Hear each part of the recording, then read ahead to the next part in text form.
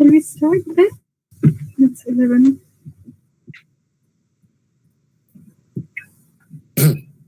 Yeah, it's up to you guys. You want to start or do you want to wait a couple of minutes? More people come up. It's up to you guys. Okay. What do you think, Sajana? You're on mute. Let's wait. Okay.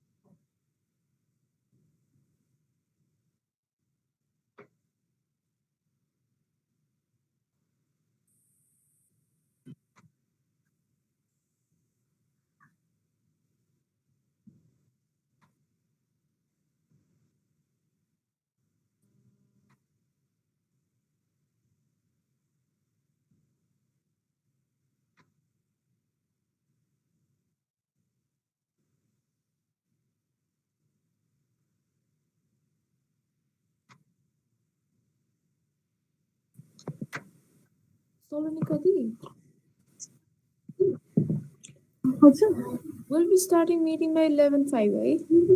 Yes. Yeah, let's start by 11:05.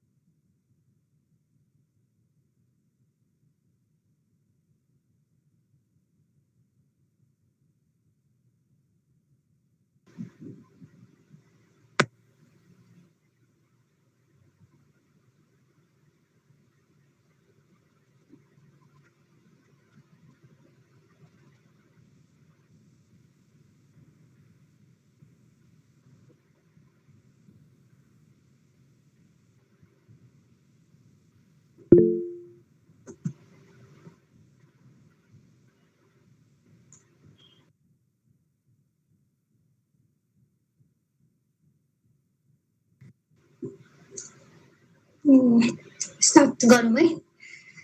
Hello and good morning to everyone here. My name is Sajna Devkota.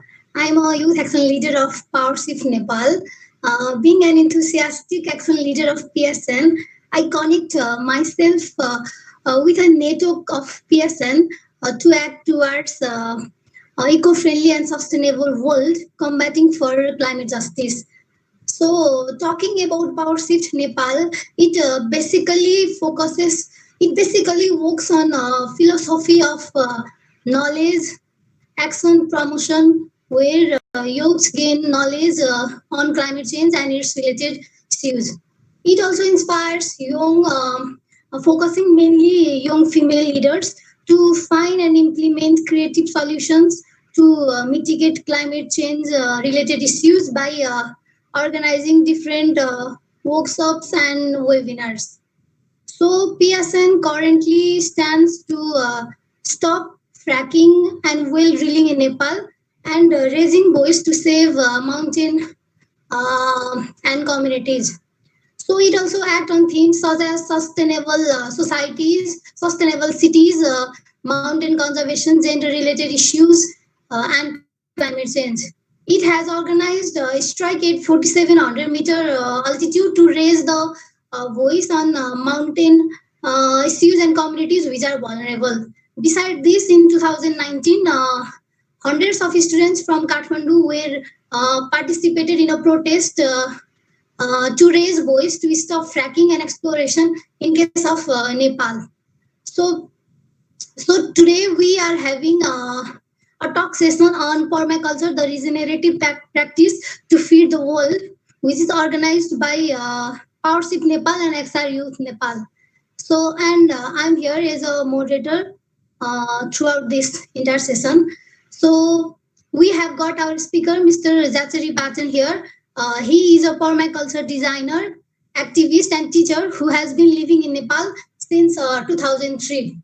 And in 2005, he founded the Kamala Foundation, which is an organization committed to bring the principles of permaculture to life and providing community-based programming to cultivate resilience and revitalize traditional and ecological ways of being.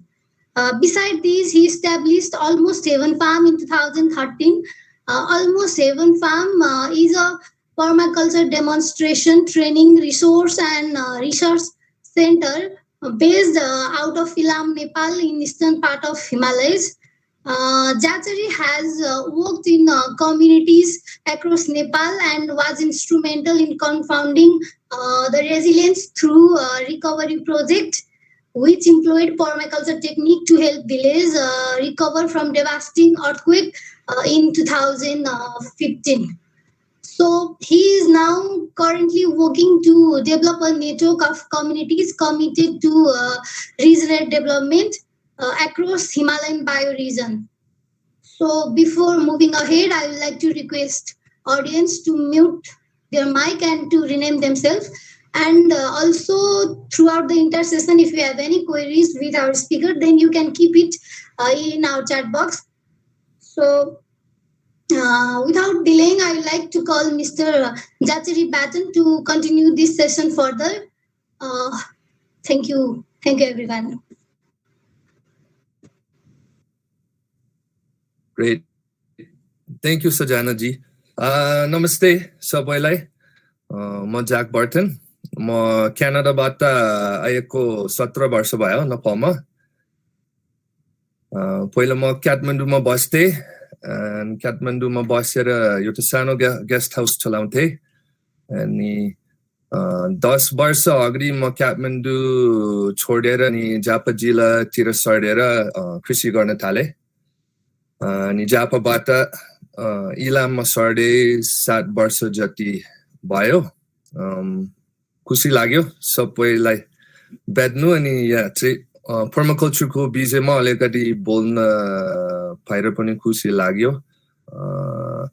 यो हाम्रो नेपाली युवाहरूको सोच विचार र काम यो वातावरणको विषयमा बुझेर पनि धेरै खुसी लाग्यो. You youth are the main reason why I'm working, because we're working for the future of Nepal, and we're working to create a more sustainable, resilient, regenerative, and plentiful future for the youth, and for everything that you guys want to do in the future. Thank you to the organizers of this program. I'm super happy to be here. I feel super fortunate to get the opportunity to speak. I also see some people here who are past students and people in the permaculture movement. So namaste to everybody also. I'm going to jump to my presentation now. के प्रश्नहरू भयो भने हामी चाहिँ यो presentation सकेर आधी घण्टाको question and answer session गर्छौं. अब त्यसको लागि त प्रश्नहरू चाहिँ टिपेर अनि त्यतिखेर कुरा गरौँ. यो त चेक गरौँ सजना जी, राम्रोसँग सुनिन्छ? Yes, it is clear.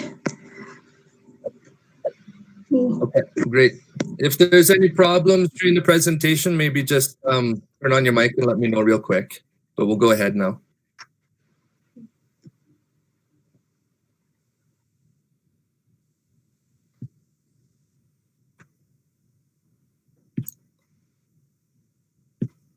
All right.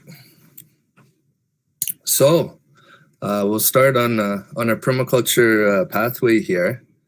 I'm speaking to you guys from Almost Heaven Farms, Suryodaya Nagarpalika, Ilam Jila. Almost Heaven Farms is a permaculture center.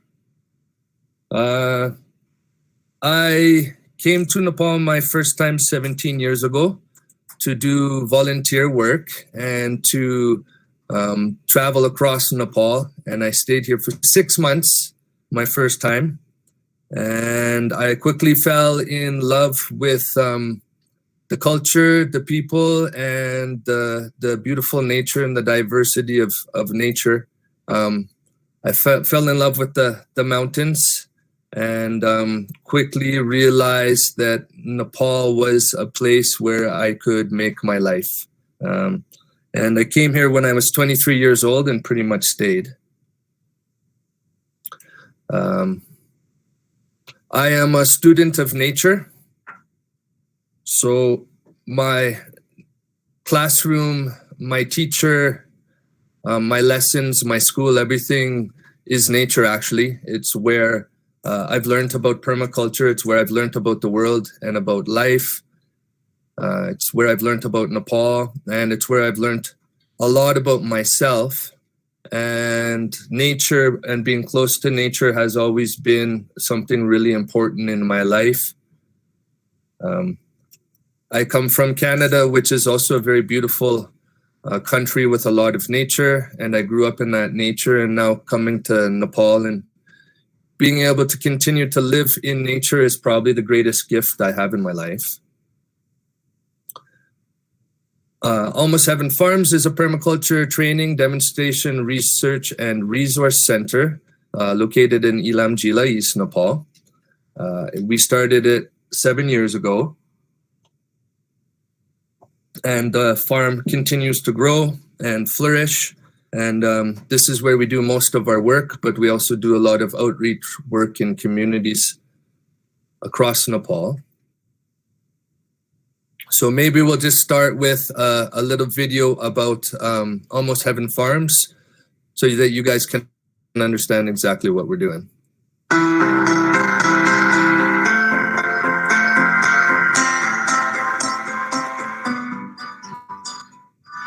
Namaste, I am Survadevi Magar. I started Almost Heaven Farm with my husband in 2013 with the goal of working with farming communities in Nepal. We are located in the far eastern part of Nepal, in the shadow of Kanchenjunga Himal, the third highest mountain in the world.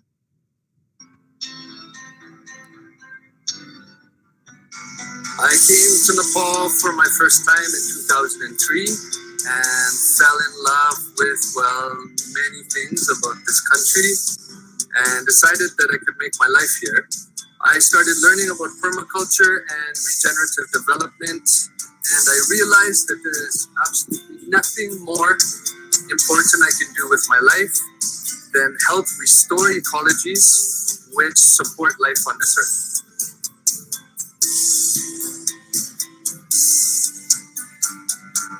This area is famous for rolling tea gardens, rice fields, and its natural beauty.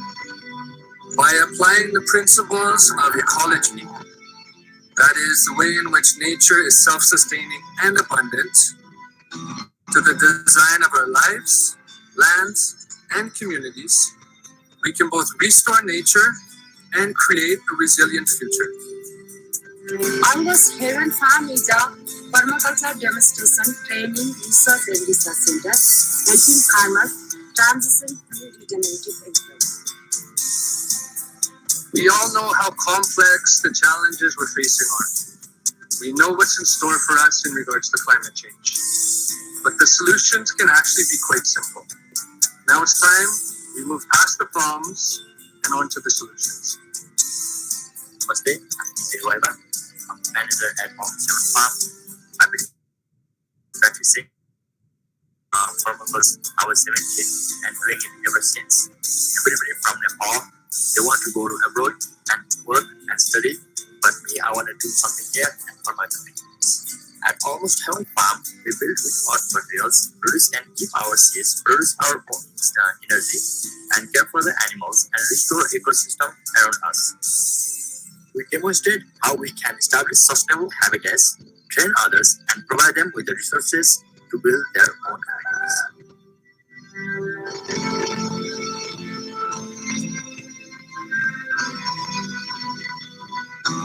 Namaste, I'm Elisha Mohammed and I manage all our farm projects.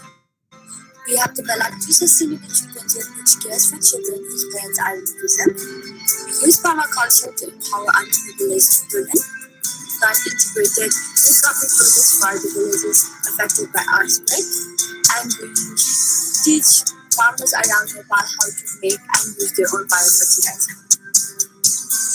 I finished my permaculture design course when I was 16, and it has enabled me to do a lot of interesting work in different villages around this bioregion. I take whatever we trial and demonstrate at AHA and help it develop in other farms and in other villages around this bioregion. We live in a way which is not only sustainable, but it's actually helping to repair the damage done to the earth. This is a work to live. It's our future. If you're interested in learning how to live as part of nature, not against it, if your mind is open, then welcome to Almost Heaven Farms.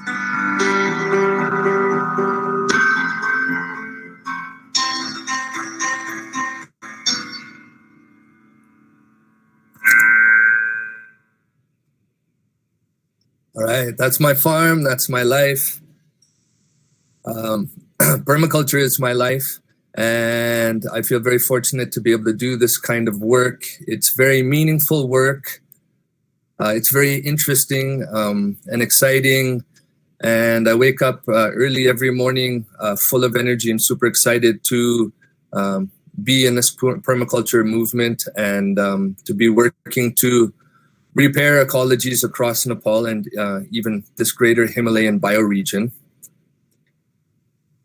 So,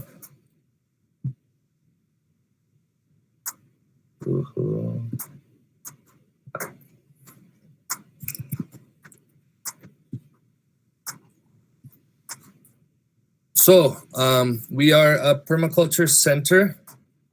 And we have four main activities that we do here. So production and demonstration. So we demonstrate all the different systems in place on a permaculture farm. And then we offer trainings and educational programs for farmers, for people working for NGOs, and pretty much anybody in the community. We also do a lot of anusandan, We have research projects, on-farm trials, where we research what works in Nepal and in the village side, and according to the elevation and the weather patterns, the climates, the soil types. So we're ongoing training, or ongoing demonstration, trainings, research, and we also provide resources. So seeds, seedlings, different kind of compost. We provide those to farmers so that they do have the resources they need to go back to their farms and to start farming more sustainably. So now, what is permaculture? These days, a lot of people talk about this Atmanirbhar and how the country has to be more resilient, more sustainable. But how do we do that in our own lives? So permaculture is really about having systems in place in your life and on your land which care for you without you needing a lot from outside. So when it comes to farming, हामी चाहिँ organic मात्रै सोच्छौं. But more than organic, हामी चाहिँ कसरी दिगो कृषि गर्ने, बाहिरबाट केही नछाएर आफ्नो भित्रबाट आफ्नो स्रोतहरुको प्रयोग गरेर कसरी खेती गर्नु. Organic चाहिँ अब जंगल मासेर organic खेती गर्न सकिन्छ, तर त्यो जंगल मासेपछि हाम्रो वातावरण बिग्रिन्छ, जंगली जनावरहरु बस्ने ठाउँ हुँदैन, माटो बगेर जान्छ. Organic चाहिँ ठिकै हो, तर हाम्रो तरिका चाहिँ दिगो कृषि बनेर मिल्छ. अनि आज भोलि दिगो भन्दा, अब दिगो सबैले दिगो भनिरहेको छ. अब दिगो भन्दा हामी चाहिँ regenerative agriculture मा लाग्न थालेको. त्यो हाम्रो वातावरण चाहिँ दिगो बनाउने भन्दा कसरी अझै regenerate गर्ने, कसरी अझै राम्रोसँग बनाउनु, त्यसमा लागिरहेछ. So the permaculture has three main ethics at the heart of permaculture. We care for the earth, we care for people, and fair share. So these three ethics are really at the heart of what we do. Caring for the earth, I mean, that's very obvious. We need to take care of our mother so that she can take care of us. This earth is our home, and when we destroy these natural systems, we make it more difficult for all life on earth. So we need to care more, whether it's on our farms or in our communities. But how do we care for earth in a way which she can continue to care for us? The second ethic is people care. And this speaks to how we organize our communities, how we organize our lives, going beyond just a kind of social work, but how do we actually create systems in our communities which are just and which care for every single member of our community. This people care is, again, something which we do to create a more equitable and fair society and a better community life for everyone. Fair share is a little bit more difficult, but as an ethic, we can think of it as everybody being guaranteed the basic rights, and I mean that right to healthy food, to clean air, to clean water, and I mean to freedom even, which is a big topic these days. But the fair share is about creating that more fair society in which we don't have people being extremely super rich and other people living under a triple on the side of the highway. So it's about putting systems in place in which everybody in our society has those basic rights and basic needs met. Now, around those 3 ethics, we have 12 permaculture principles. यो चाहिँ हाम्रो permacultureको सिद्धान्तहरू हामी चाहिँ कसरी लागू गर्न सक्यो भने हामी चाहिँ earth care, people care र fair share गर्न सक्छौं त. These principles are extremely important that we apply them to our lives, to our farms, to our businesses, to our NGOs, to our environmental movements. We need principles. Those principles are what guide us. They're what shows us the path forward. We don't have time to go through all of these, but we can pick a couple. So, I mean, very, very simple ones. Produce no waste. That's number 6 at the bottom of your screen. In Nepal, it's probably one of our most pressing environmental problems right now is waste and waste removal, waste disposal. You know, we talk about the plastic problem and how we're destroying Nepal's environment. Well, why are we producing so much waste? In a permaculture system, we don't have waste. Everything is reused, reduced, recycled, refurbished, upcycled. So that's a really strong principle we have in permaculture, which produces no waste and allows our systems to be more efficient. I really like number 10 also, use and value diversity. We can talk about climate change and the threat of climate change, but in my opinion, the biggest threat we have right now is biodiversity collapse. And a really great example of that is the collapse of bee colonies around the world.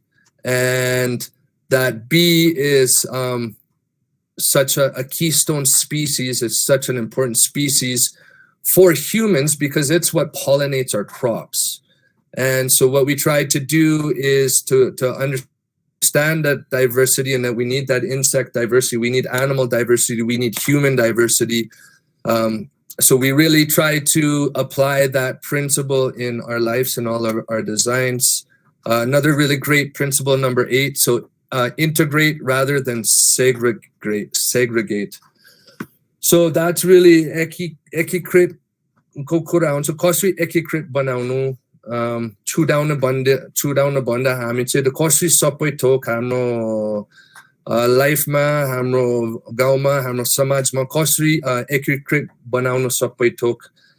That's when things really start to get moving. That's the connections. If any of you guys have studied systems thinking, it's really important that we understand the connections between all the elements in our lives, because every element has multiple purposes. So we have in Nepali permaculture, सिद्धान्तहरुमा हामी चाहिँ एउटा सिद्धान्त भन्छौँ अनि एक तत्वबाट अनेक काम.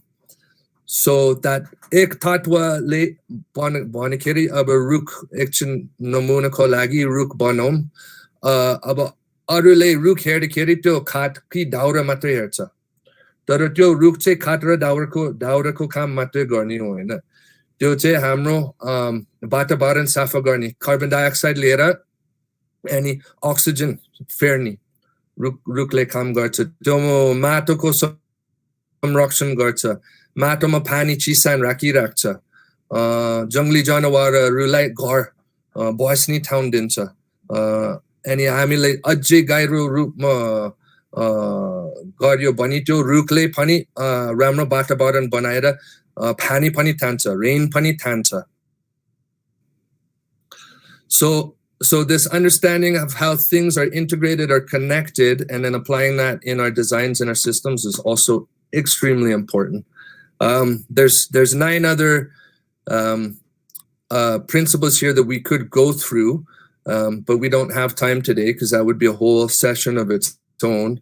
But please take the time to educate yourself about these principles because they are important in permaculture. I believe they're extremely important in the environmental movement. And these principles need to be understood and apply if we are going to be able to move forward in a resilient future and create a resilient and sustainable Nepal. Hi, So Zach. I said at the beginning, Zach, sorry Yeah. to interrupt. Your PPT, your presentation is not showing. Like, can you share your screen again? it's not showing. Yes. Was it showing when you were talking about the principles? No, no. It stopped after you. Hey, okay. Can you see that now? No, not yet. No? Mhm. Okay. Can anybody else see it? No.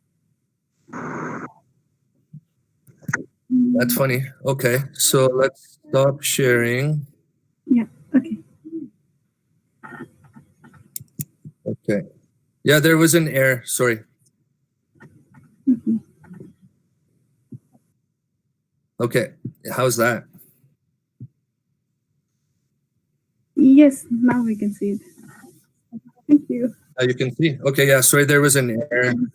All right. Anyways, so these are the permaculture solutions. Sorry you guys couldn't see it, but I hope you understood what I was saying. So take the time, please, to educate yourself on these ethics and principles. They're super, super important. So, like I said at the beginning, I am a student of nature, and in permaculture, we take our lessons from nature. There is no better educator, there is no better teacher than the forest around us and the natural environments around us. So in this photo, I mean, we really start to understand the complexity of nature, the beauty of nature, and just how it all works. So in permaculture, what we try to do is we try to take our systems, we try to take systems from nature and apply them on our farms. So a jungle is a really great example because a jungle is providing energy sources like firewood. It provides building material like khat. It provides places for animals to live. It builds soil. It can captures water. It cleans the air. A jungle is a highly, highly productive ecological system. And a jungle, we do not need to plow. We need to dig. We don't need to weed it. We don't need to fertilize it. We don't need to irrigate it. We don't need to do anything to that system. It is naturally producing. So we want to take that kind of system and apply it in our land. We do a lot of work in Nepal just to grow some potatoes or makai. And we do a lot of work when we don't really need to. So our farms, the closer they look and work like a jungle, okay, like a forest, the more productive they are going to be. That is our lesson from nature, our main lesson from nature. Permaculture is a design science. So in permaculture, we don't just go around doing J-Piote, and we actually go through a design science and designs when we work in our communities and our land. So our farm becomes highly designed, and we design things in a certain process called the design process, Dhansa Prakriya.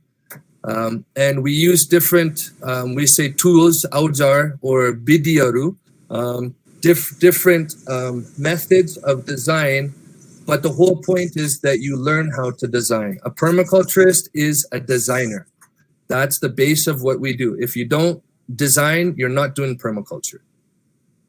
So this is a really great example of what a farm design would look like. And we design our farms so that they produce almost everything we need. So here is a really great example. This is a friend's farm. And what you guys are looking at actually is two farms. So if you look at the land above the road, all right, you'll see a house and then a big farm field. That would be more of a typical farm in the Western world. So you have your house and maybe you have a shed or something. And then your farm is just this big, naked, open piece of land that you plow and you grow some soybeans. That empty land above the road, that is what 30% of the land around the world now looks like because of modern agriculture. Now, below the road, you have something completely different. Both of these are farms. Above the road is a farm, below the road is a farm. But you can see with your own eyes how different the idea of farming can be. All right. Below the road, we also have a house and a shed and cars and roads. But we have a diversity of landscapes. We have a diversity of crops. We have a diversity of trees. And we have a diversity of different ecologies all in one place. Now, we can see which one is more beautiful. All right. Obviously, the one below the road, the permaculture farm, is more beautiful. And it's probably more productive. Now, why it's productive is because these people designed their land according to the principles of ecology. So what they've done is they've tried to copy what more natural systems would look like. So they have ponds, they have water systems, they have trees, and they do have roads, they have gardens, they have polytunnels, they have houses. So they have a complete designed, ecologically functioning farm. And I mean, if I could ask you guys some questions, which farm would you rather live on? Which farm would you rather go visit? Which farm would be more fun to live on? And which farm probably produces more healthy food? Which farm's food would you buy and eat? So, I mean, that's what we're talking about when we're talking about permaculture. It really goes beyond just farming. It's much more than sustainable farming. We're talking about how do we create sustainable everything. Your own food source, your own water source, your own shelter, pretty much everything. How can you produce for everything on your land? I know a lot of people, young people in Nepal, don't want to do farming anymore. And it's actually across the whole world.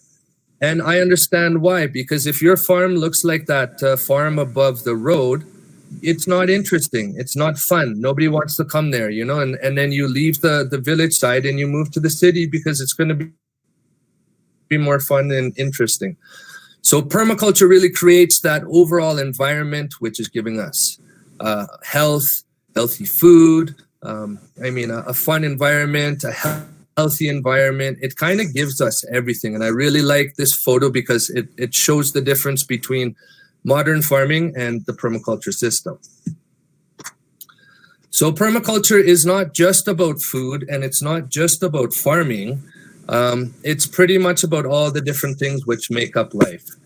So food, shelter, energy, ethics, climate, water, soil. And I mean, we can talk about, especially in Nepal, culture, community, society, development. So we can pretty much do a permaculture design about anything. And that's what I specialize is we do land design, farm designs, but we also use permaculture to design village development projects. We can use permaculture to design strategies for the government to apply. We can use it in movements, in social work, in projects and programs, and we can do it about anything. But the whole point of permaculture is that we take our lessons from nature and we take those principles that we were talking about and we apply it to everything we do. All right. Is that good? You guys saw that all? All right. I hope you're all still with me. Oh, 54 people. Cool. Okay. So, Sajana, is that good? All right. Thank you, guys. Cool. Thank you. All right. What's our timing? How long has it been? Okay. We're good. Okay for time. All right. I'm just going to keep going with the presentation then.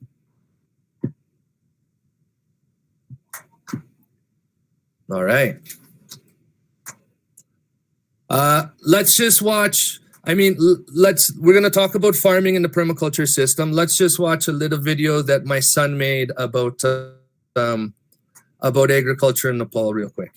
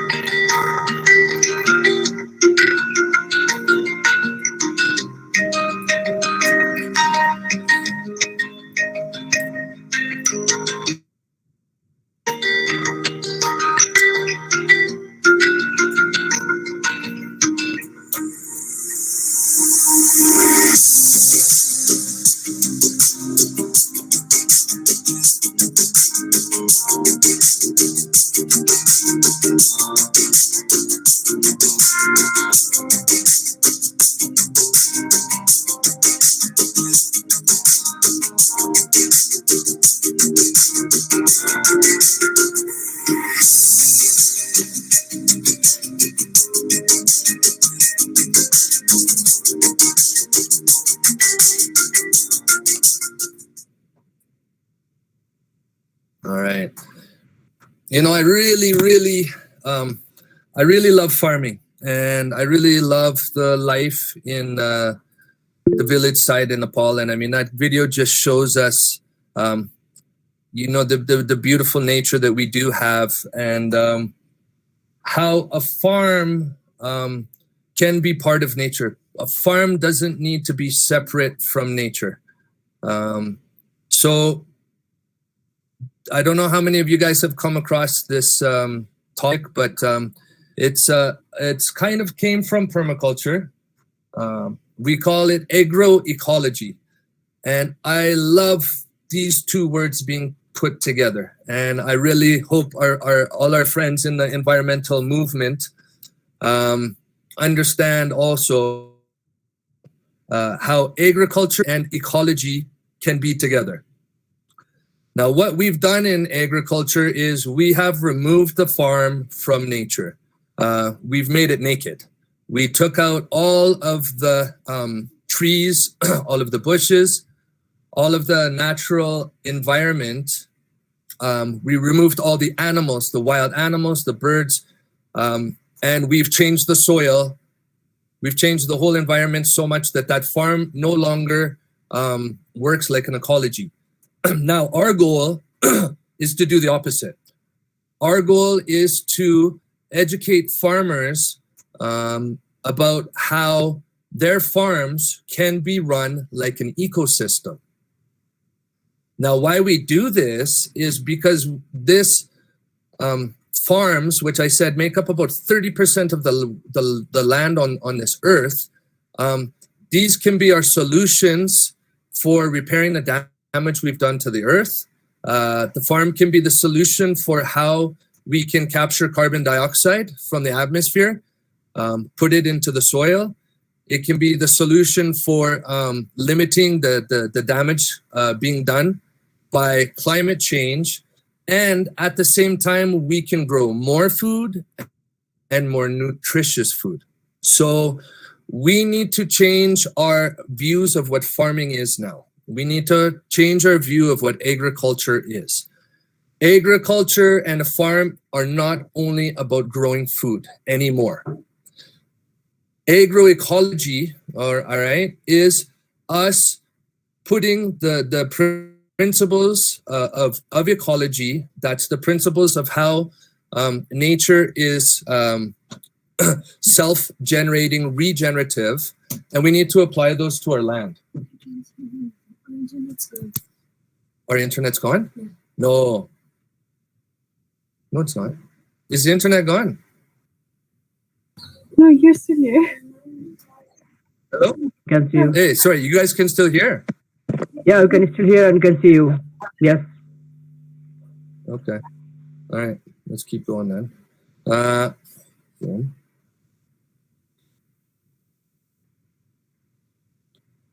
Okay. So, yeah. So our farms not only produce food, our farms can also be habitat for nature. Our farms can also store water in the ground. Our farms can also capture carbon dioxide. Our farms can be oxygen producing factories. Our foods are not only foods to fill our bellies, it can be medicine for people. So when we start to look at the farm as an ecological system, then we start to realize all the ecological services, and this is really important, guys, ecological services which our farms provide.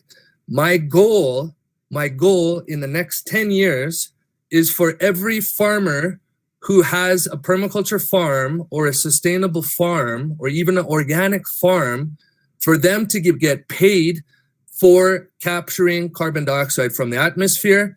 I want them to get paid for producing oxygen. I want them to get paid for having clean water flowing through their soil. I want them to be paid triple the amount of money for their food, because there will be medicine to help make people happy, healthy.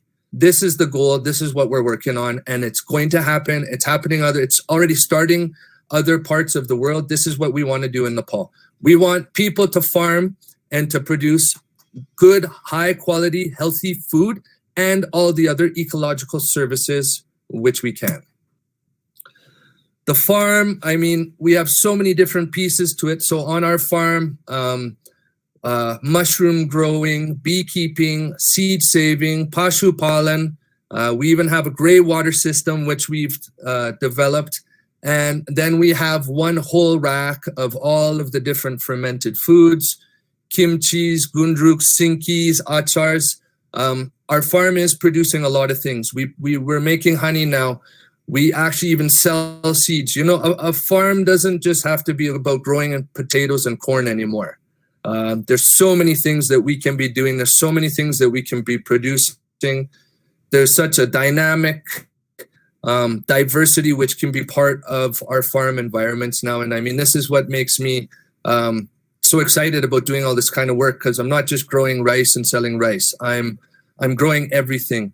And this is one of the messages we always try to give farmers. I mean, a farmer is not only a farmer. A farmer can be a teacher. A farmer can be a business person. A farmer can be a social worker. The farm can be the classroom. The farm can be a training center. A farm can be a resort. It can be a hotel. It can be a yoga center. It could be a meditation center. It can be a school. I mean, we need to have a more diverse thought process around our farms and how we run them and what we can do. But there's so many things we can do. A big thing that we do, we help farmers make their own jaibik mall.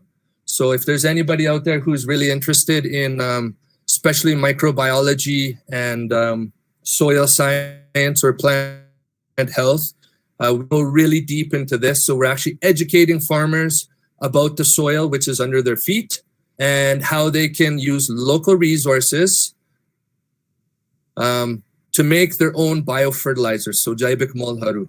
This is really the future of farming. Buying chemicals and spraying them on the food we eat is the stupidest thing we can do. It's making us sick and it's destroying the environment.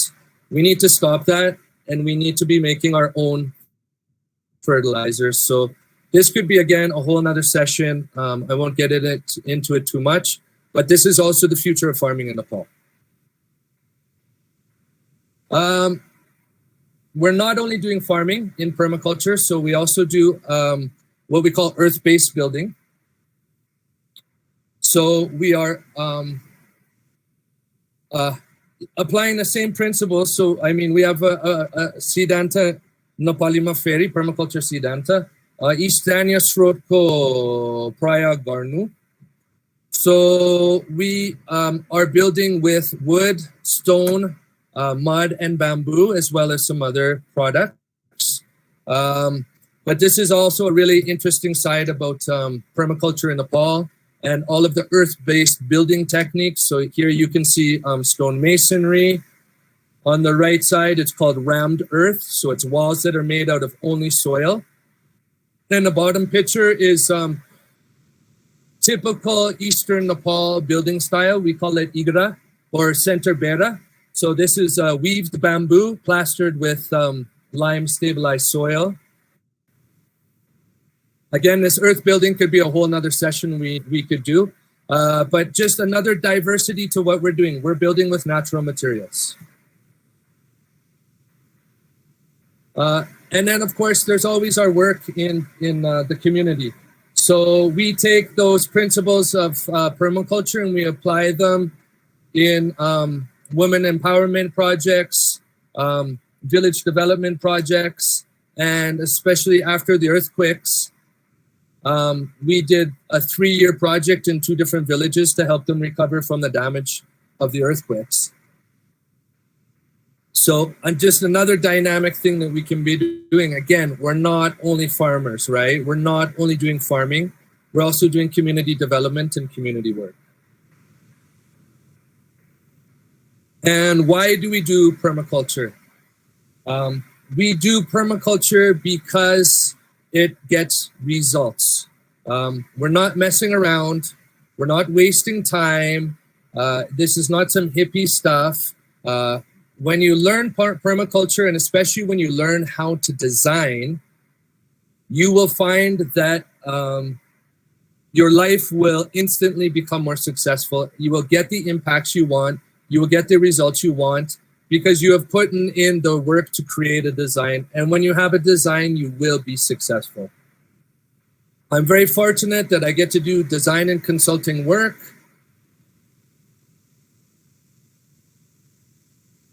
Travel all around this bioregion, and it makes me feel happy because we really get to make some significant and meaningful changes in farming communities across Nepal.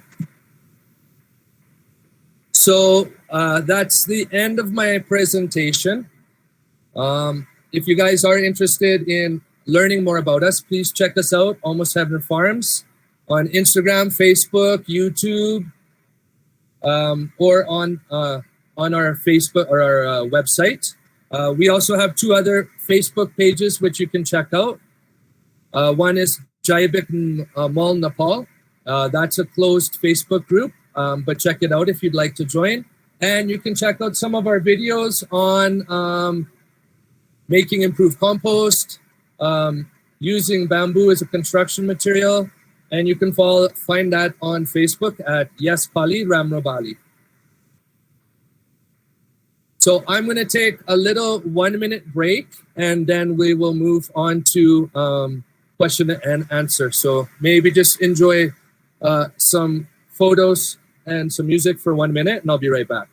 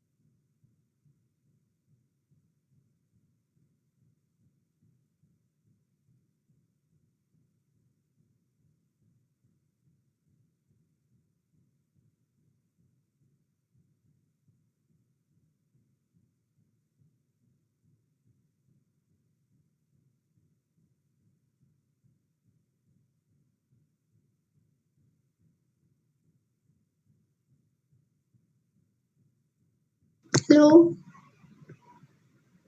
Hello, Mr. Hello?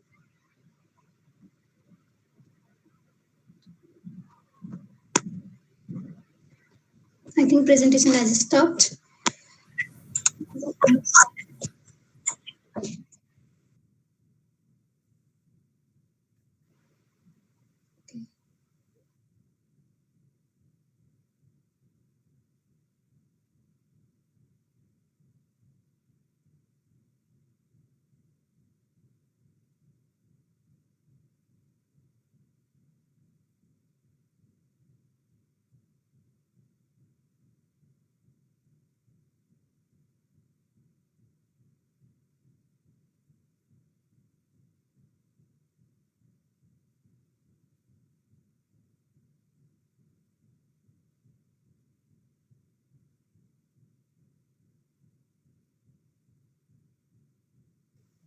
I request everyone, if you have any queries, then you can keep it in our chat box.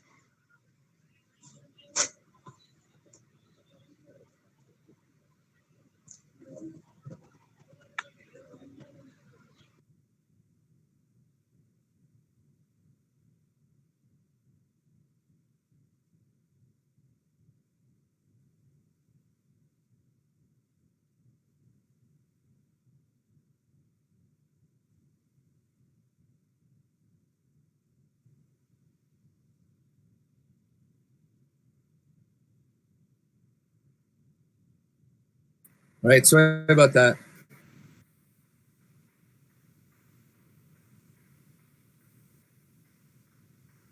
So Janaji, did you guys get to see the end of that video? The last part? No, it stopped. It stopped. You guys want to see it again? Yeah. Yes, please. It's a cool video. Yeah. All right. So Janaji, should we move on to question and answer, or do you want to see that video? Yes. Okay, so I No, think let's see the video. start that Right. video for a minute and then we will discuss it later. Okay. Yeah, it was cool. I made that just for you guys. Hey.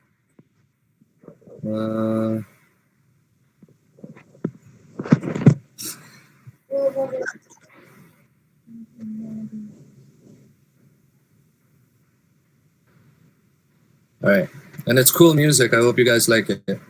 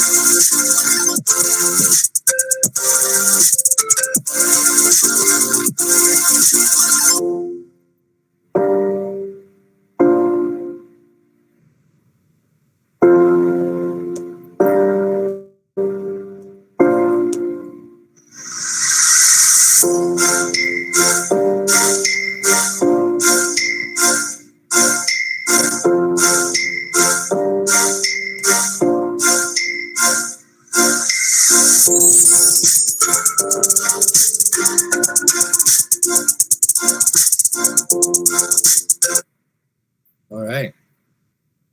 So that's the end. Now we can move on to question and answers, I guess. Okay.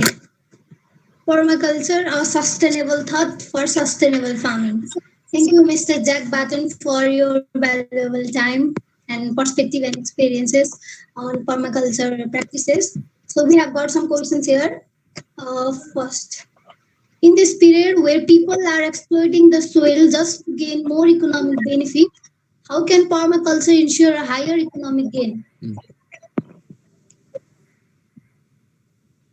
Yeah. Okay. Good question. So, my response would be by exploiting the soil, have people got a better economic gain? That's my first question. Because we know that when we use chemicals and when we exploit the soil, we actually destroy the soil.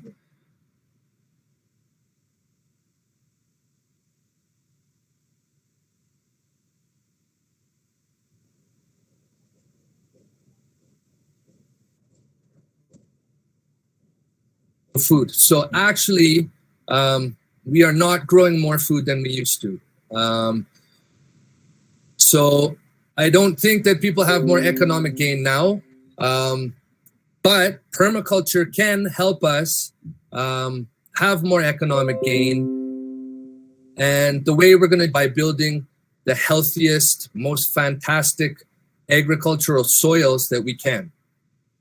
And in doing that, we're going to hopefully improve our production, but more than improving our production, we're looking to improve the quality of the foods that we're growing. And by quality of the foods, we talk about the nutrient density of foods.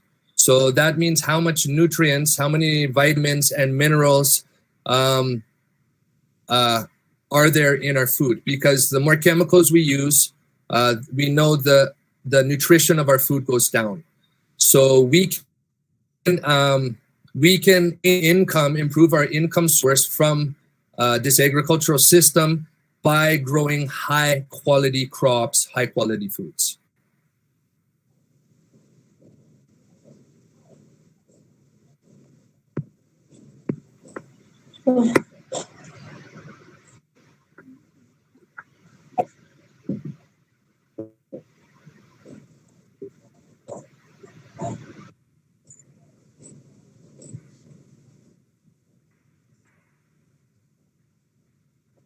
Hello?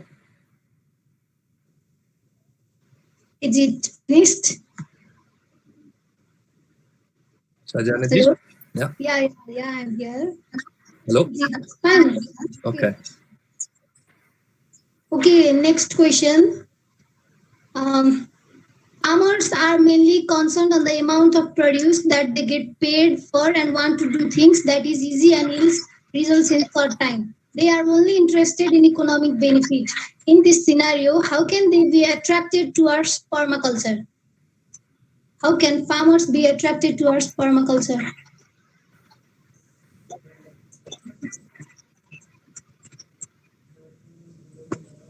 Sorry, I couldn't hear you. Can you ask that again? Farmers are mainly concerned on the amount of produce that they get paid for and want to do things that is easy and yields results in short time. They are only interested in economic benefit. In this scenario, how can they be attracted towards permaculture? How can they be attracted? Yeah. Okay. Yeah. Thank you, Sajana. Great question. So, I mean, we're all attracted to the income, right? You cannot pay for your kids' school fees with rice. You cannot, I got to renew my visa soon. I cannot pay for renewing my visa with a bag of potatoes. And I mean, we need income. And I want to help farmers in Nepal make more money. Land 100%. Now, we need to break this idea that the only way we can make more money is by putting chemicals and trying to grow more food. We need to do that. We need to diversify our crops, focus on different crops, and have multifunction to our farms. So we can improve production, we can grow more food. That's also what we're doing, but there's got to be a bunch of different methods or approaches we take to making money. We want to make more money, but it's how we make more money, and putting chemicals is not the only way. So, I mean, a lot of suggestions I have for farmers: get into fruit farming. If you want to have an easy income, okay, where you don't need to dig, you don't need to plow, you don't need to grow fruits, for example. Now, Nepal imports like arab of fruits from India, which can all grow in Nepal. So, I mean, that's just one example of, with not doing too much more work, but just changing our agricultural systems, how can we make more money that way? But there's many other ways we can do it too.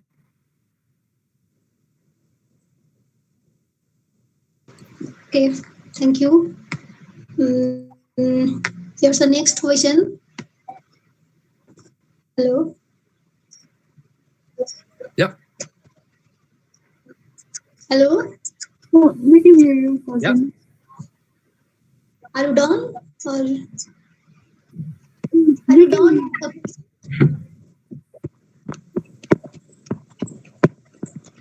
We can hear you, Sadhana, and Zach, both of you. Hello?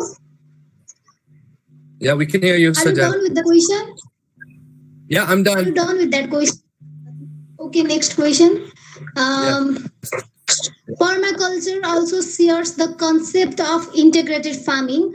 So is it like they are parallel to each other? How do they differ?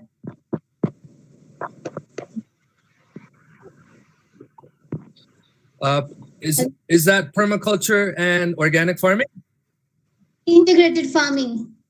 So how do they differ? integrated farming Yeah. and permaculture? Yeah. So I think the most important thing to understand about permaculture is permaculture, we take the best of every other farming system. So in permaculture, we also use biodynamics. Obviously, we do organic farming. You have regenerative agriculture. You have agroforestry, aquaponics, and this sustainable integrated farming system. It's a lot of it is just a bunch of different words for the same thing. I think what's different, our approach in permaculture, is we don't see the farm separate from everything else. So when we do permaculture, we're not only farming. So we understand how permaculture is connected to community, how it's connected to building and construction, how it's connected to development, how it's connected to business, economy, society. And if this sustainable integrated farming system has some things that work, then we just take it into permaculture. So we integrate everything together is what we do. But yeah, this sustainable integrated farming system also sounds really interesting. The point is what are the principles behind what you're doing? Are you applying the principles of ecology or not? And after that, we have a bunch of different names for a bunch of different systems, but they're all good.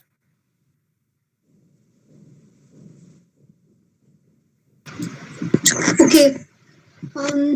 Do you have any upcoming PDC courses? Do you accept volunteers? So, question.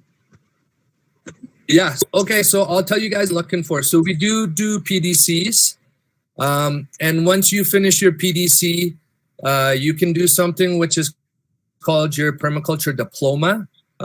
It's called the diploma in applied permaculture design. I did mine from the UK, and I am now providing it here in Nepal. So those are the two main permaculture education trainings we have.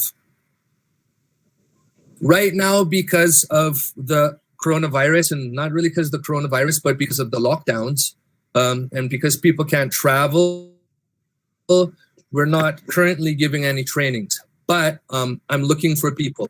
So we are creating an internship project here where people can come and live with us and work with us and learn permaculture. So we don't really take volunteers, and we don't even take foreign volunteers anymore because volunteers aren't so interesting and not so useful. It's more of an educational opportunity. And I'm interested in people who are interesting. So I'm interested in people who are serious, people who are really interested in learning about ecology, agroecology, permaculture, people who are interested in making this their lives. And if there are of you guys out there who are interested, even in the time of coronavirus lockdown, and we might be in lockdown for who knows how long, for months or a year, whatever, we need to find a way to keep things moving. So I am interested in what you guys have to think about that. So you can contact me personally after the session if you want to discuss that further. Okay, we have next question here. How does insect pest management works in permaculture? You bet. Yeah. So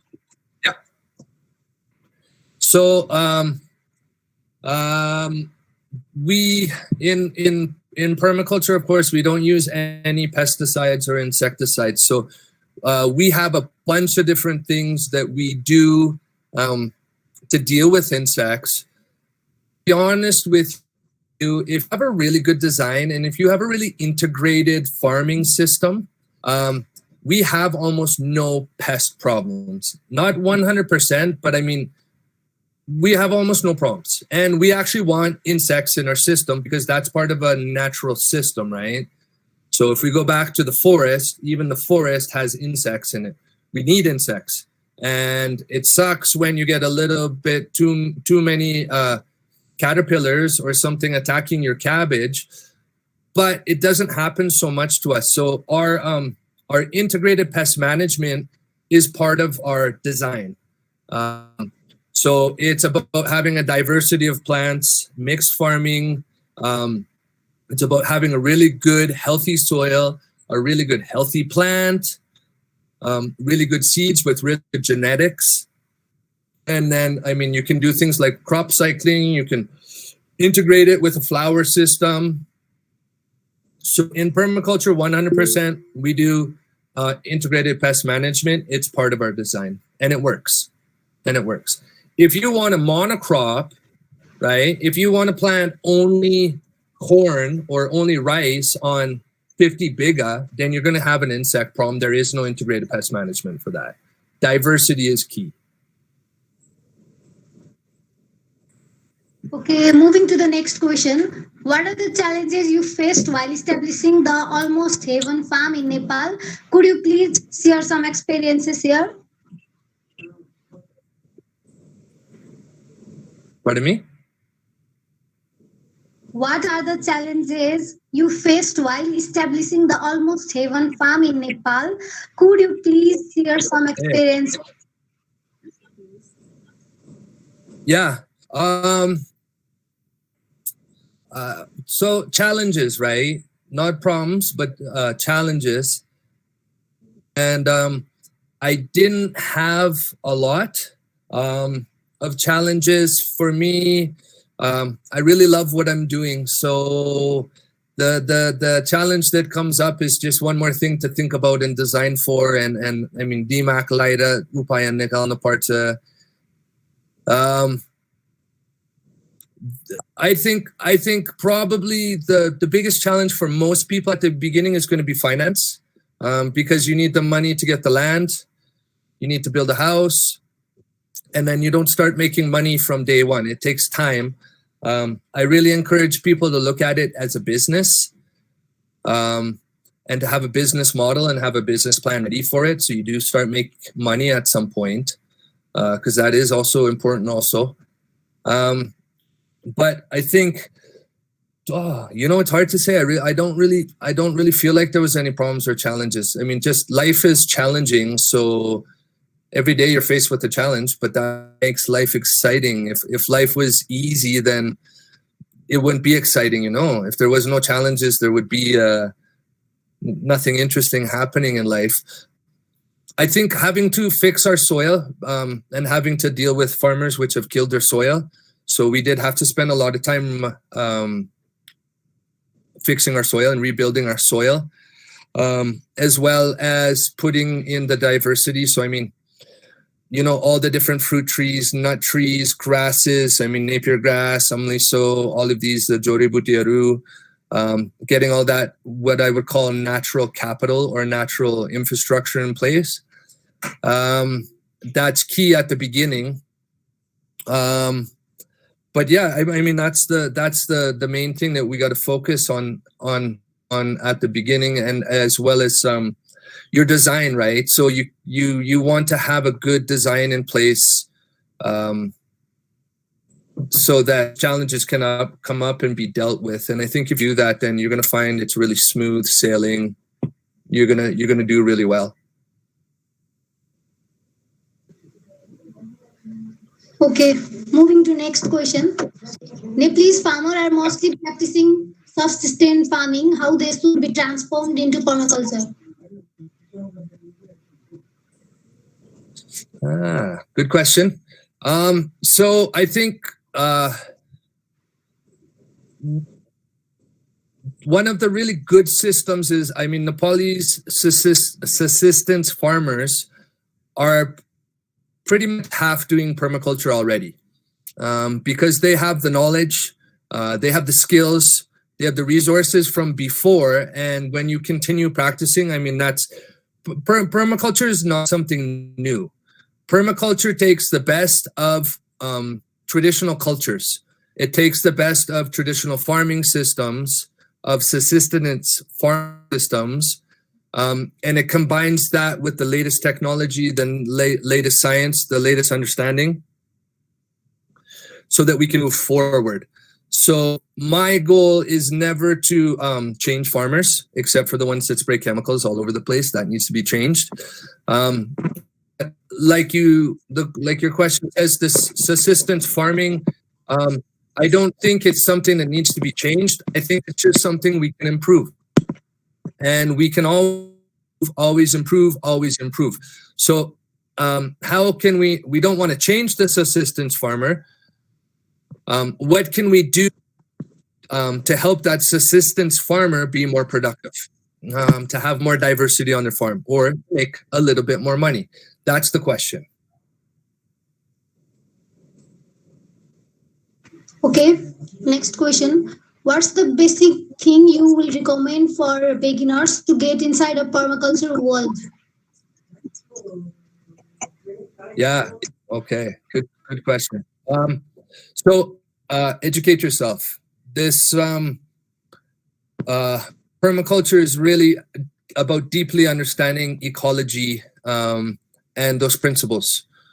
So I mean, the first step would be just, if you can find some books. I know that's hard in Nepal to find permaculture books, but you can find them online, especially if you're good with how to steal stuff online and find free documents and stuff. YouTube is a huge resource. There's millions of permaculture videos done. You'll find, if you do a search, you'll find lots about the permaculture principles and permaculture design, a lot how all the different people around the world are using permaculture, farm tours, which you can get into. Educate yourself about agroecology, about the regenerative agriculture movement, soil health, plant health. There's all these different topics. And I mean, permaculture is about a pathway of educating yourself, and it doesn't end. I've been doing permaculture for almost 15 years, but I mean, there's still so much more to learn. There's still so much more to do, which is what makes it exciting. So yeah, the first step, educate yourself. The other thing I would suggest is, I mean, we need to stay close to nature.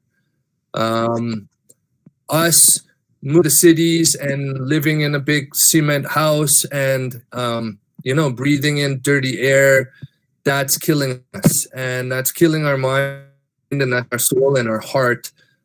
So keep yourself as close to nature as possible.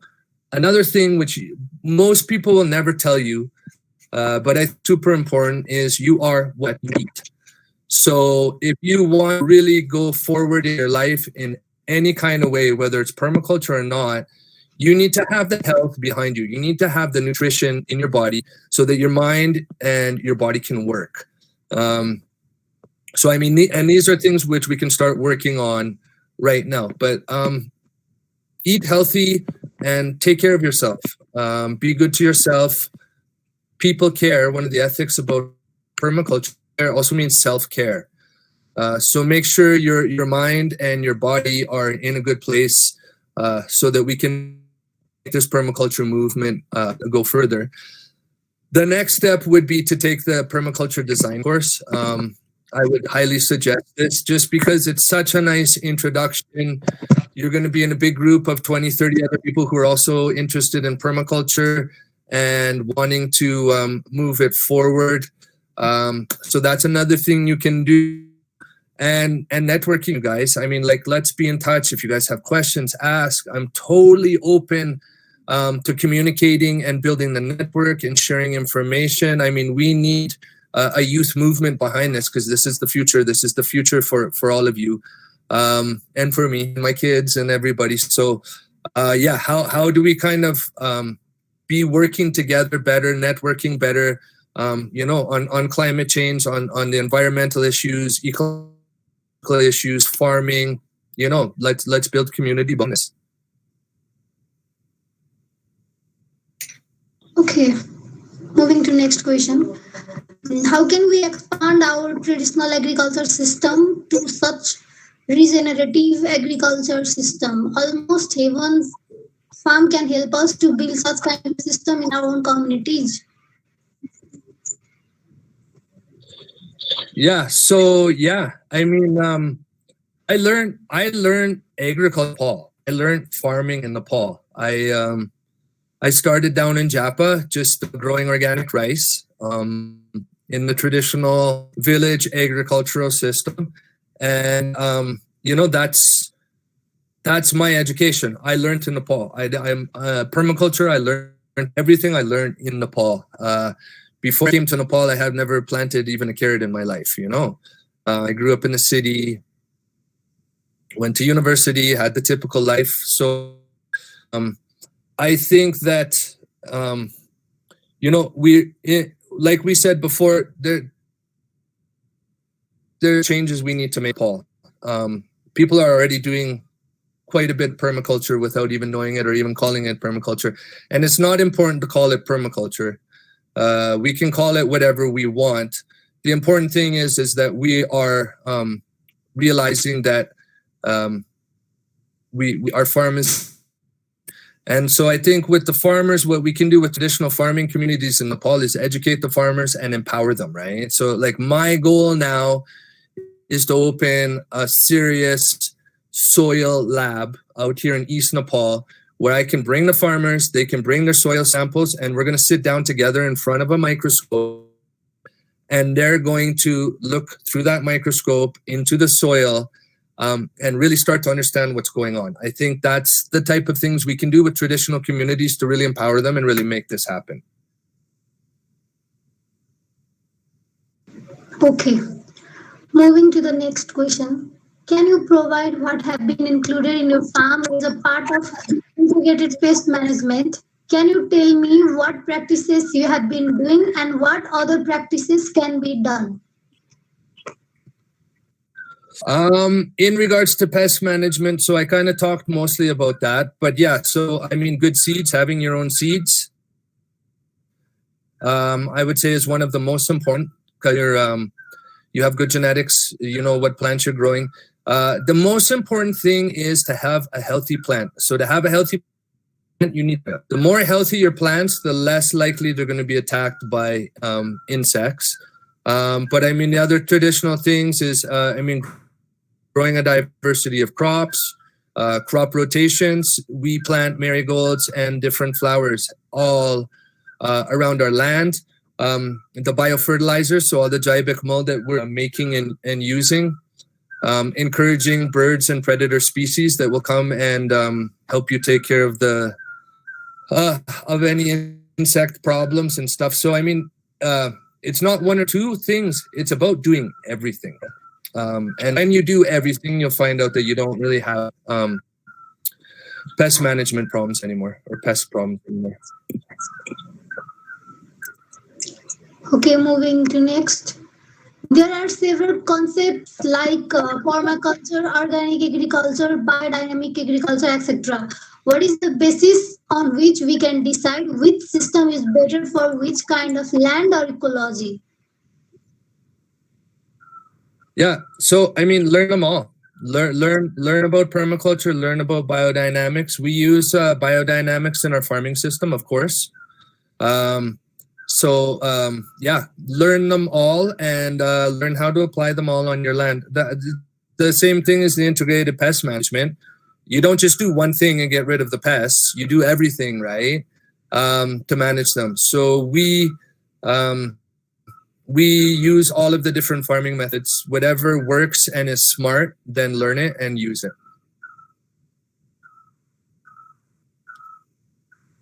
Okay. Is there any recommendation for getting into permaculture and preparing for a permaculture-based lifestyle while still not living on a farm?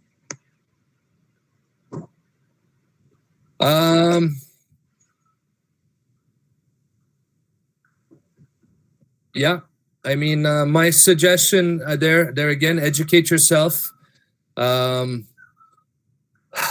involved, get active, stay close to nature. I mean, all the same advice I gave before. That's how you're going to get into it. And if you do have farmland, if you are living on a farm, then just, learn one new technique, learn one new system and try to implement it on your farm and see how it goes.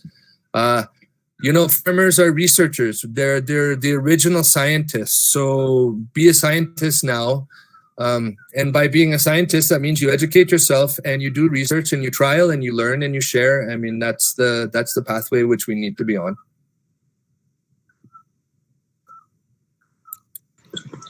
Okay. Is Almost Heaven Farm launching some online courses of permaculture anytime soon?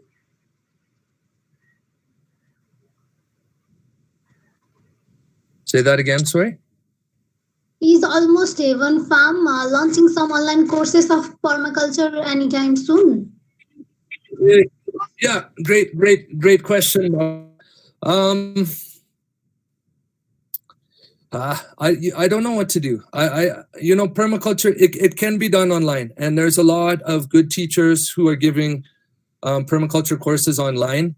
I don't know if it's my thing. I really love to teach, and that's why I want to find a way, like some kind of internship or some way that people can come and live with us for 1 or 2 months, do their PDC, learn permaculture. I just don't know how interested I am in sitting in front of a laptop for 3 or 4 hours a day every day teaching a course. It would probably be smart if I did it, but I don't know if it fits me. And I think, like, if I was 60 years old, I think that would be a great idea, and I could just sit at home and teach. But I'm still a little bit young and still got energy, and I'm more interested in like having you guys out here and working together, eating together, living together. That's how I like to teach, right? So right now, no, I don't have any plans, Madanji. Okay, moving to next. How permaculture design system can be applied for cereal crop rice wheat production, where intensive monoculture need to be practiced? All right, Buanji. Okay, so this is a little bit of a deep question, maybe more deep than we have time to go into in this session. But I will say that, there are many things we can do even in the monocrop system. So, when we talk about audio green manures, companion planting, if you want to talk about rice, then we start to talk about aquatic systems. So aquaculture, we start to talk about interplantings. So how do we use azolla? And then the fish and rice systems, rice and duck systems. And then a lot of it, what we're working, because we do a lot with rice actually down in Japa. So the system of rice identification is very interesting if you want to check that out. So we can work in more traditional monocultured crops in a bunch of different ways. And we are actually. So that's down in Japa, we grow rice on a large scale. So we grow all our own rice, about 3.5 biga. And we're playing around with a bunch of different systems, actually. So that's a really interesting question. And I encourage you to do a lot more research and contact me if you want to talk about it more. Okay, moving to next. Does permaculture work at a large scale? What's the quality of food produced through permaculture practices? And can we commercialize it?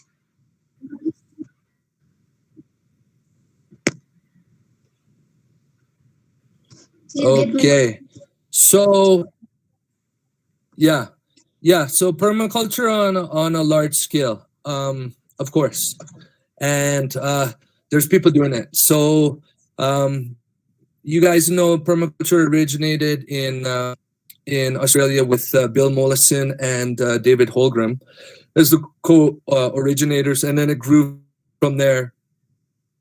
Culture came to Nepal a long ago. So Bill Mollison actually visited Nepal, I think it was in the mid 80s.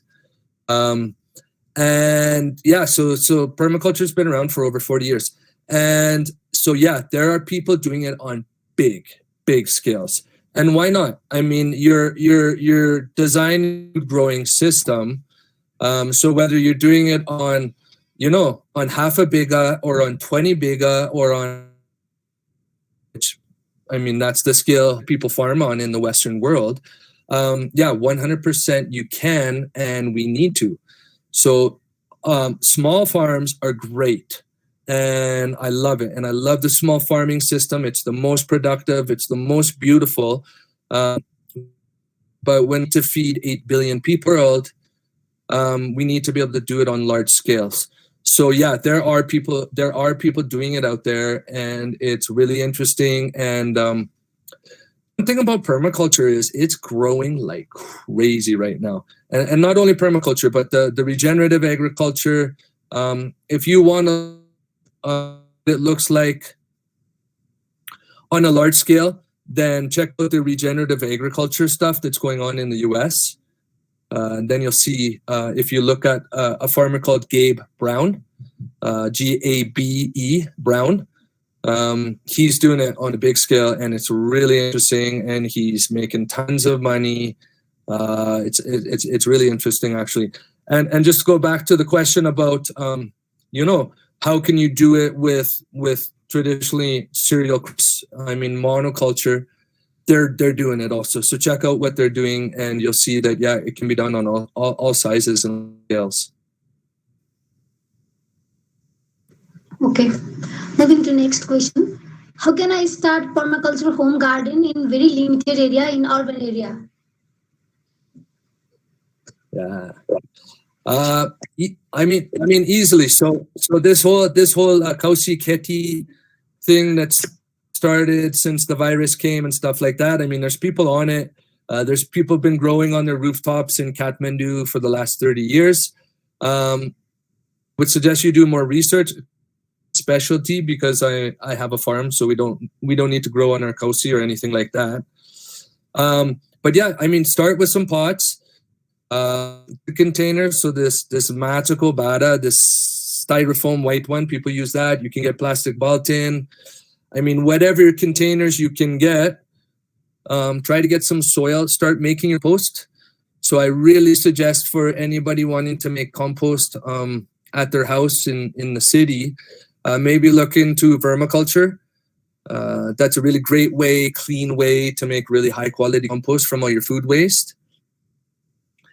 And I mean, again, start educating yourself, watch videos, do your research. There's so many videos on Kausi Kheti and urban permaculture.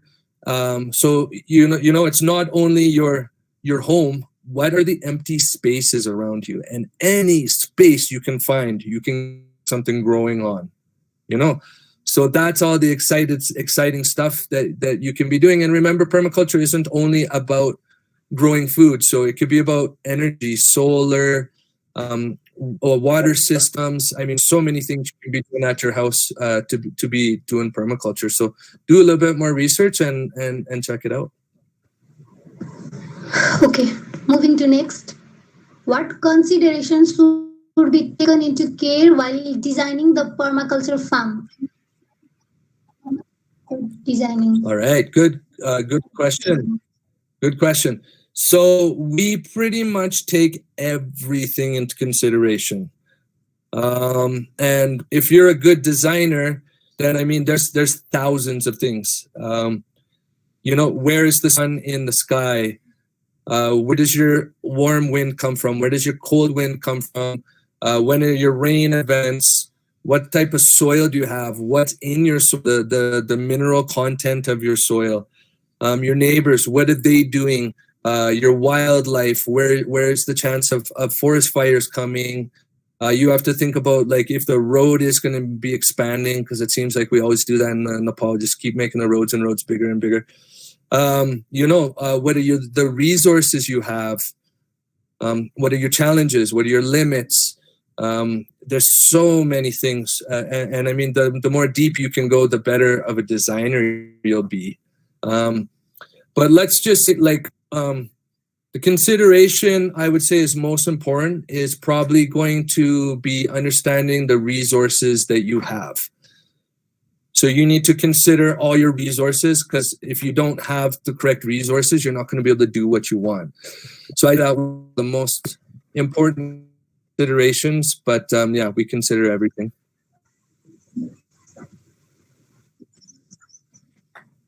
Okay. So do we use chemical fertilizers in permaculture? What is the major difference between permaculture and organic agriculture? Okay. So no, we do not use chemicals. There's no need to one. And our goal in permaculture is not to kill life; it's to have more life. So no, we never use chemicals, and there's no reason to use a chemical. There's other solutions. There's other ways of doing it.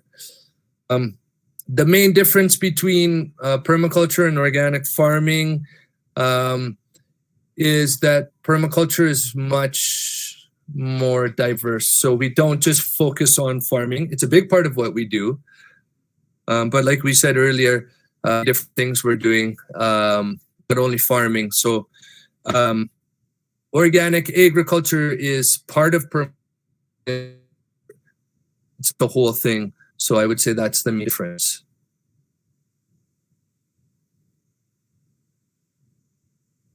Okay.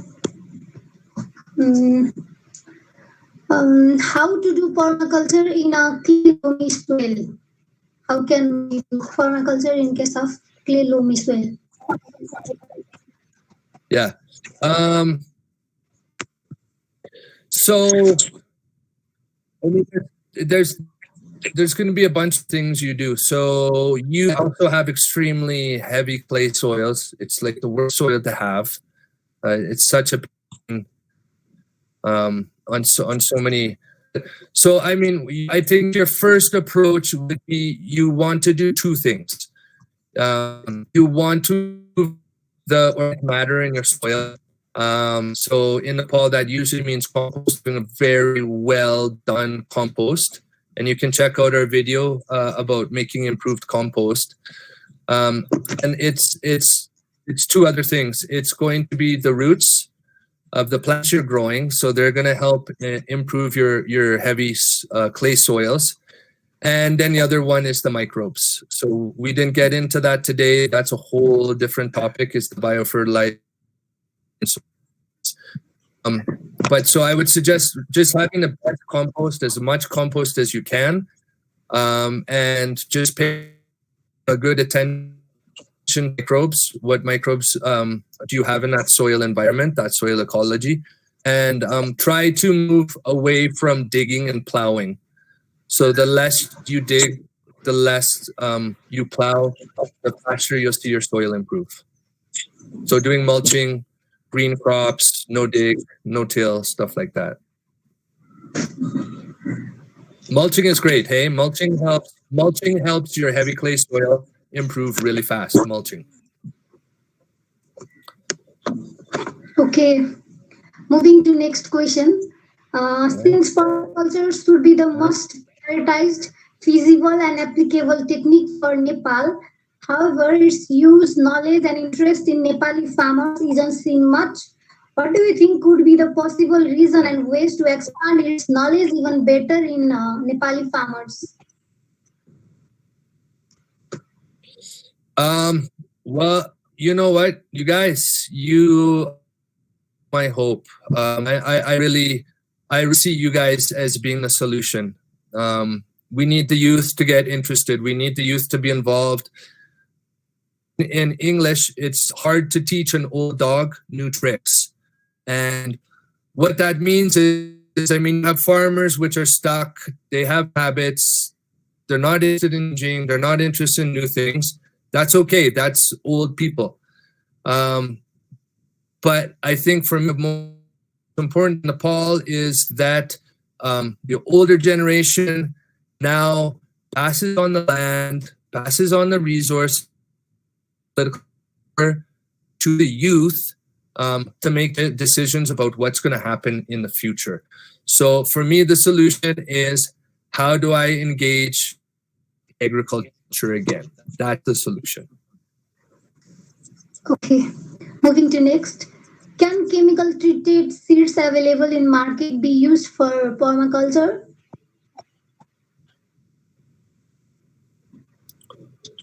Yeah, so good question. I think that you want to try not to use them, and have your own seeds eventually. So that's really culture is developing your own seed resources. Another big resource, seeds. I would try to avoid it because those chemicals are insecticides and fungicides, which are really bad for your soil. You want to try to keep chemicals out of your soil if you can. So try not to use them. If you have no other option, then try to wash them as much as you can to get as much of the chemical off. And your focus should be finding good open pollinated organic seeds which aren't covered with chemical, if you can. And you can find good seeds. And if you guys need help finding seeds, please let me know and I will help find you the contacts for good seeds. Okay. Since this is the last question for this session, like you said, most people are now practicing kausi kheti. What tricks of permaculture can they use to make their kheti more effective? All right. Well, I think when you talk about kausi kheti, you are limited by your square feet. So, I mean, if your kausi is 10 feet by 10 feet, you got 100 square feet. You cannot grow that. You cannot make your kausi bigger. You don't have the land. So you need to look into what we call vertical growing or vertical farming. It's very interesting. They're doing it in cities around the world. So like one really good example is if you have your gamala or your pot on the corner of your kausi, and you want to plant, let's say, lauka or kakra or something like that, then you plant it in the big pot, you have it come up a little bit and then go down the side of the building. So you start to use the face of your building, right? So you either grow it down the side or you grow it up the side.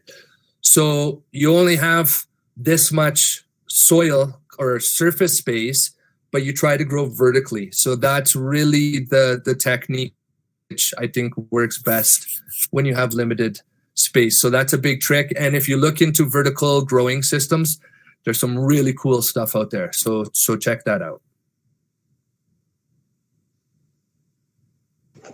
Okay. Since we have a limitation of time here, so the remaining question or queries will be, you can email it in our mail or you can directly ask to Mr. Jack Barton. So now we are at the end of our session.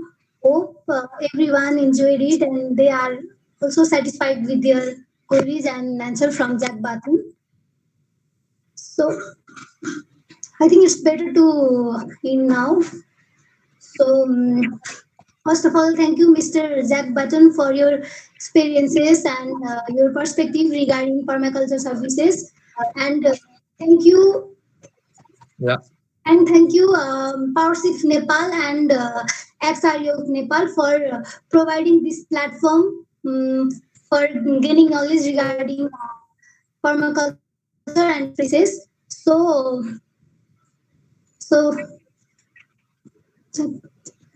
here is the mail. You can ask question to that mail. How to connect Jack personally? I think he uses Facebook. We can add him in ID too. Facebook. Facebook or email. And thank you, everyone. Hope this session was fruitful to everyone. Thank you very much. Thank you, everybody. Let's do it again sometime. Thank you, Mr. Jack. All right. Bye-bye, everybody. Jai Permaculture. Stay safe. You too. Stay safe, everybody. Bye-bye. Thank you so much, everyone.